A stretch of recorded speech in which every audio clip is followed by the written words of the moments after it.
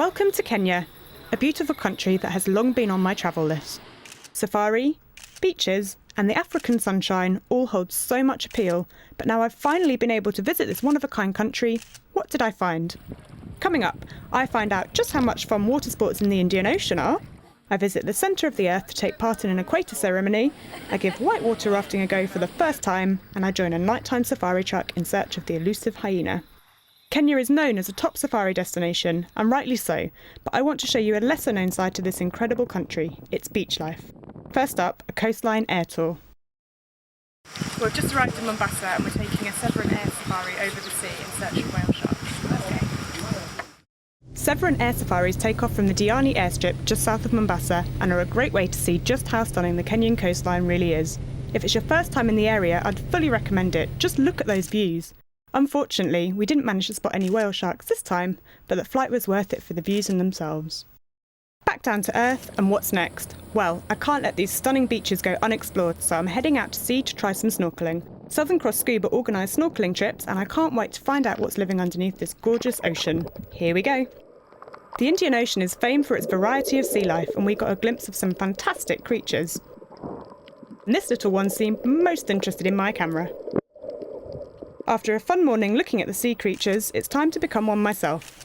I'm heading back to shore in search of other fun water sports.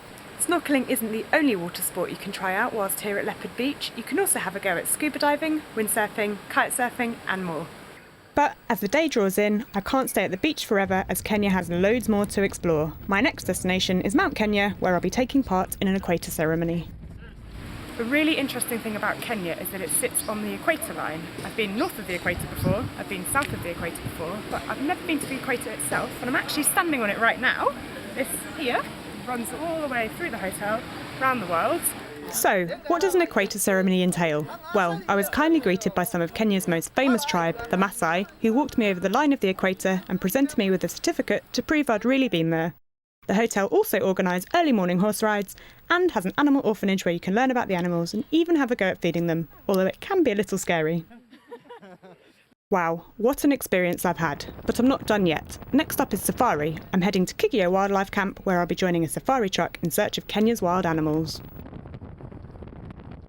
I've just arrived at Kigio Wildlife Camp. To get here we had to drive about half an hour from the main road into the African bush, and we saw some giraffe, we saw some zebra. Just behind me is a river that runs down, and then here the hippos live, so I'm hoping to see some of them a bit later. The camp itself is very luxurious. Looking on the ground level, beds, sofa, you wouldn't know that you're in a camp. You look up, you've got a thatched roof, and of course you can hear the wildlife outside. Apparently the giraffe and zebra come down at night to feed, and the hyenas, so I might hear a few of them in the night. That might give it away that I'm in a camp, but let's go and explore. A quick change later and I was ready to go. I've never been on a safari before, so I don't know whether I'm going to be scared or excited to see the animals. Let's see. We're taking the safari truck out into the bush while it's light so we can see some of the daytime animals as they go about their lives. But daytime quickly turns to nighttime here in Kenya, so now we're on the search for the hyena. Let's hope we see some. After some searching, we found a hyena, and it seems to love the limelight as it's standing around long enough for us to see it and take some photos. Kenya's rivers are mostly inhabited by wildlife, but one company are letting us get involved too. Savage Wilderness Safaris are Kenya's only whitewater rafting company, and taking part is an opportunity I have to take up before I leave.